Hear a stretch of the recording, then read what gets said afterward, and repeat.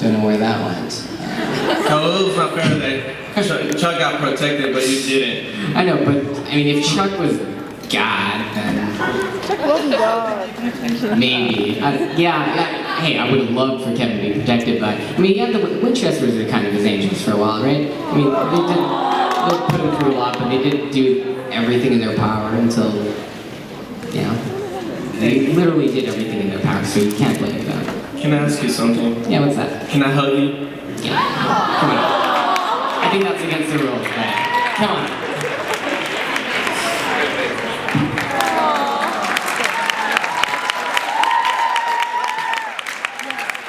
You rebel.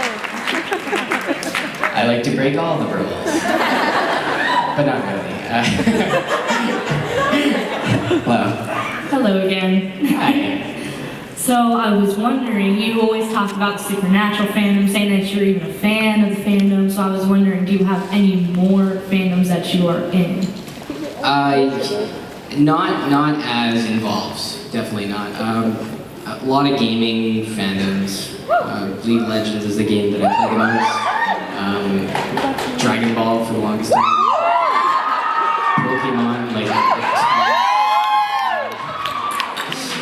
Yeah, I mean, I'm definitely going to be going to a lot of other conventions. I'm going to Emerald City this year. As long as everything stays the same, I'm going to try to check out the Anime Expo, the Fan Expo.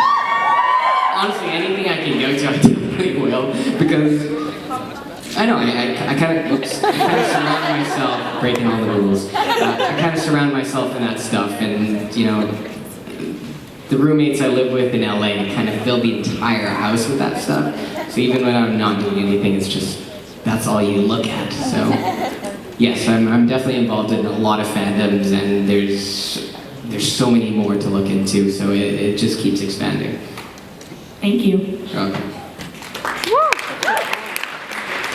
Hello. Hi, my question is, can you tell us an embarrassing childhood moment?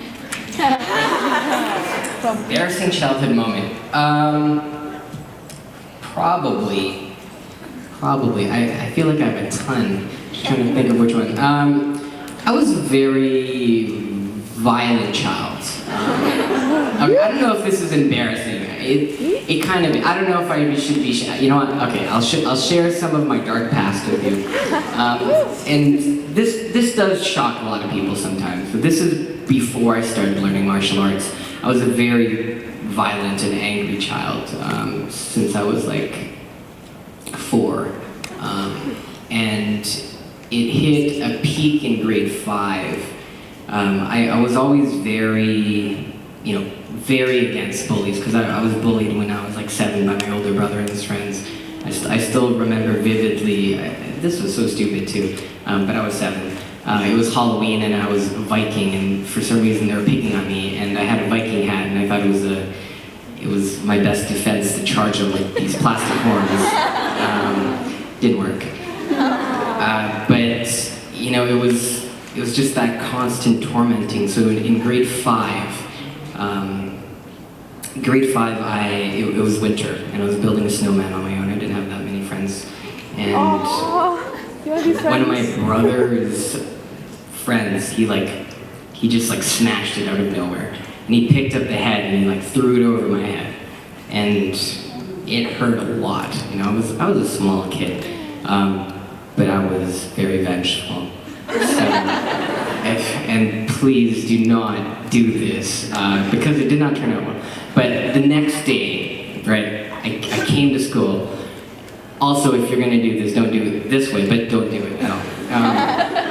But I don't know what I was thinking, but I had all these ice picks and these really sharp protractors, and literally 9 things that I could barely carry with both hands, and I had it in my cubby, and I went out into the fields, before everyone else, and I was just waiting for him, and I made this perfect snowball, and he was actually the first one came, and I chucked it at him and completely missed. And then I just went into a berserker rage. I just yelled at him, and then he obviously freaked out and he started running, and then before I know it, I had 2 supervisors and 10 other people on me. And that was the first and only time I got suspended. But then I told my teacher the story, and she's like, you have to tell us these things because one, what he did was unacceptable, but what you did was also unacceptable. So, I mean, that was a big lesson for me, but being that shy kid, it was, I didn't know how to ask for help, When I was 8, I started doing 100 push-ups and sit-ups every day because I wanted to be strong to defend myself. And, I thought the best way is to fight back, but, sometimes you need that support. So in that sense, it was kind of embarrassing because they made me sit in the hall in front of everyone at lunchtime, and for 2 weeks, it's like, there's that kid that did that thing. So yeah, that leaves a mark in your memory. Thank you. Yeah, you're welcome.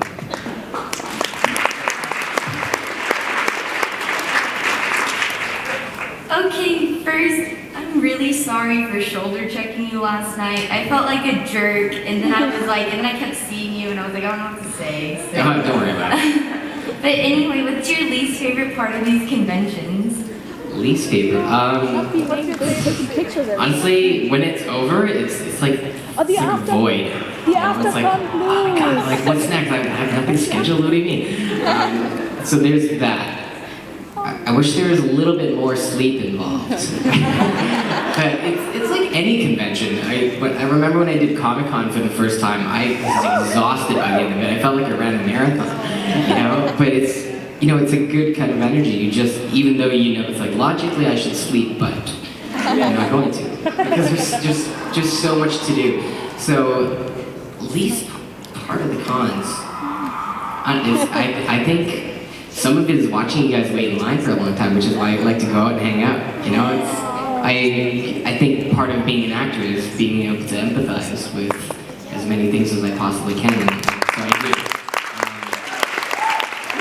But I love these conventions. I had my doubts before my first one, but as soon as I came in and it's like, okay, this is. Everybody loves Kevin. I can get it to this, and I try.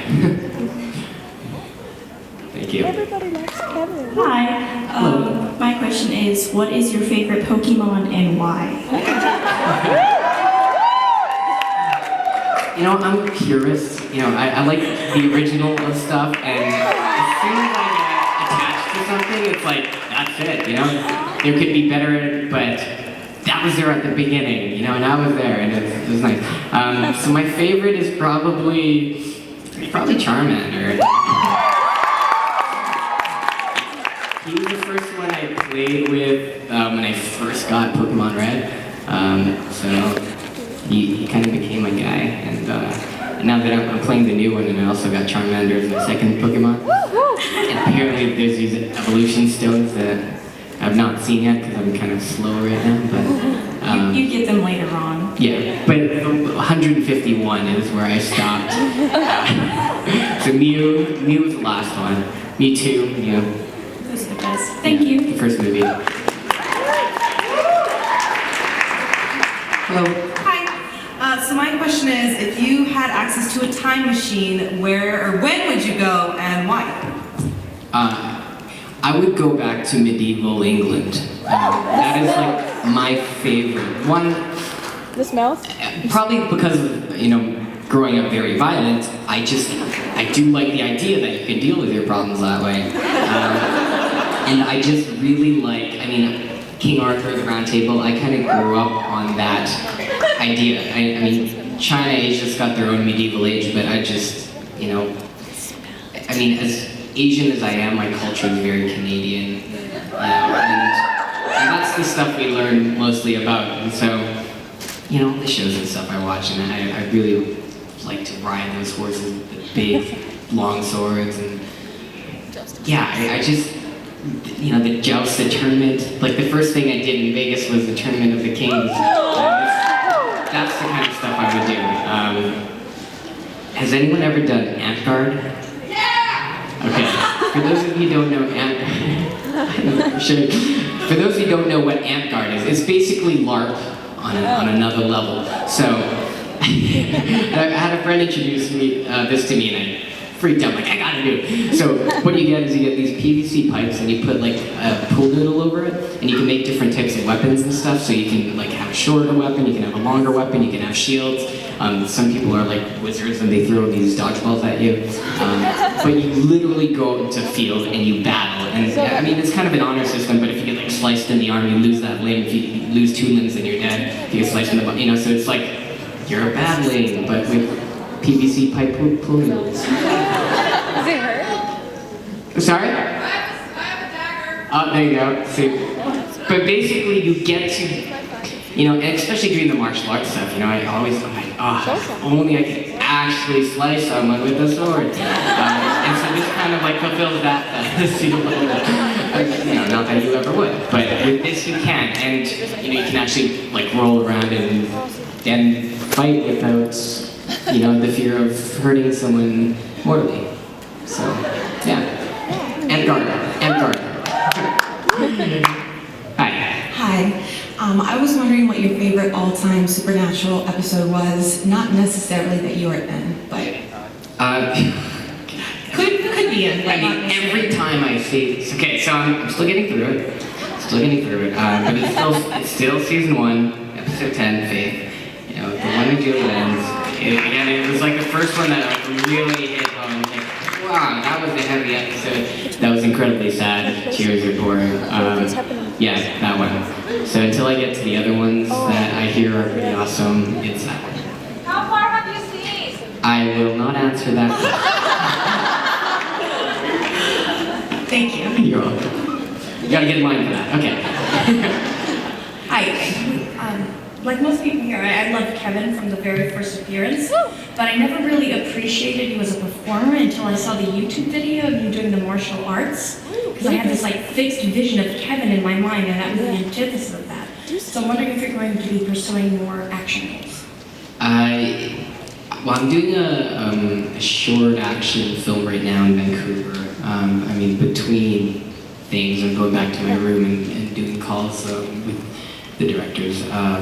But yes, you know, martial arts is a big part of my background, and for the first, like, 2/3 of my life, it's what I identify with, you know, or as, you know, martial artist.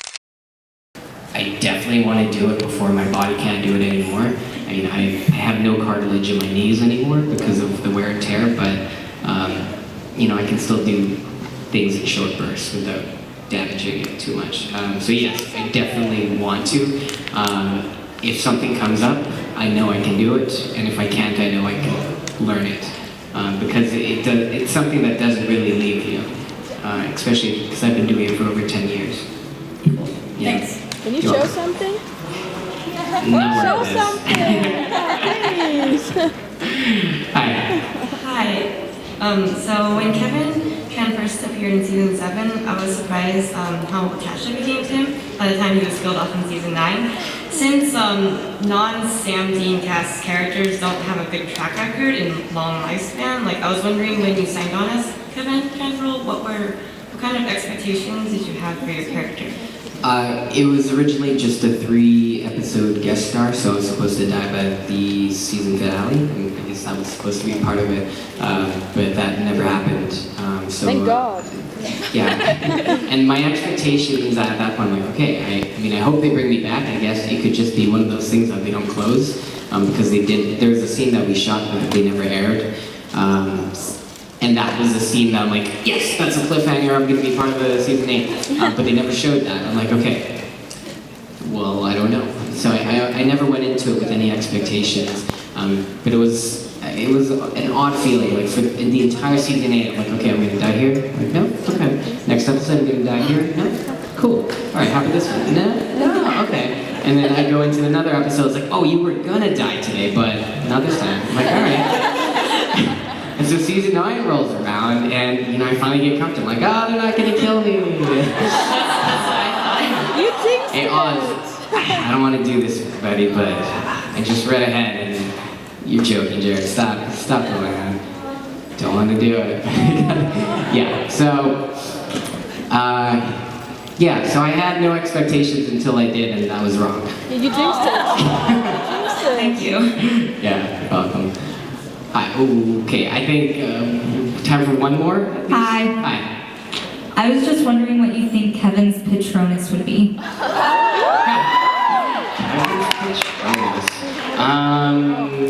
Kevin's Patronus. That is a good question. I guess at this point it would probably be a moose, right?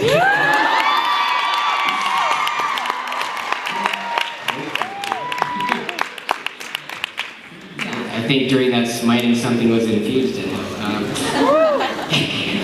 Patronus, that'd be cool. Yeah, moose. It's close to stag. Maybe a cello will come out. Thank you. Okay, I think, okay. Well, last question? Really? Yeah, let's do the last question. Let's see if I got cut up. Okay. Hi. By the way, you look very handsome today. I have to tell you that. Okay. Okay. Because you have a martial art background, I was wondering, because, the way Kevin is, that since you personally have a martial art background, were you ever just like, damn it, if only I could just, Kevin could just be like, "Pacha!" in one of the episodes or something like that? Because I was always personally like, if only Kevin could just hit somebody right now. I cannot tell you how much I would love to do it. Right? I mean, every time I'd have to watch a fight scene, I'm like, God. But again, and this is where you have to like split yourself off, yes, as an actor I would love to do those things, but does it work for the story, does it work for the character? I don't want to take away from the show, I want it to make sense, right? I don't want the show to suffer just because of, a selfish whim of mine.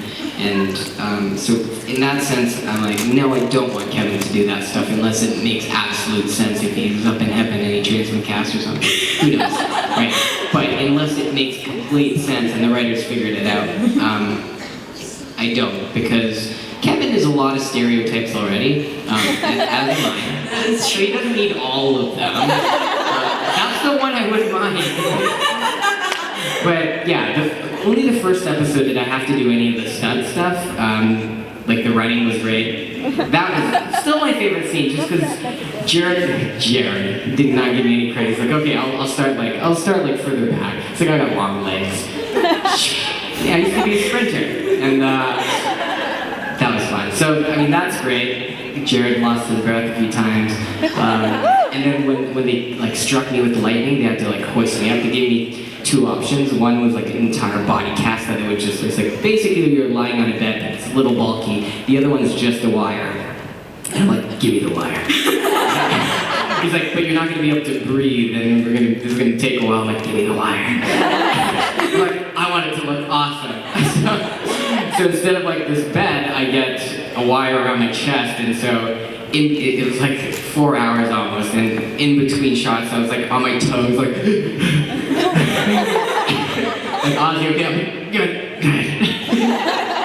But it's that stuff that I'm even though it's uncomfortable, I prefer to do it, and especially if it actually helps, the visual effects doesn't have to cut off half a foot of your back so it looks normal, then I do it, and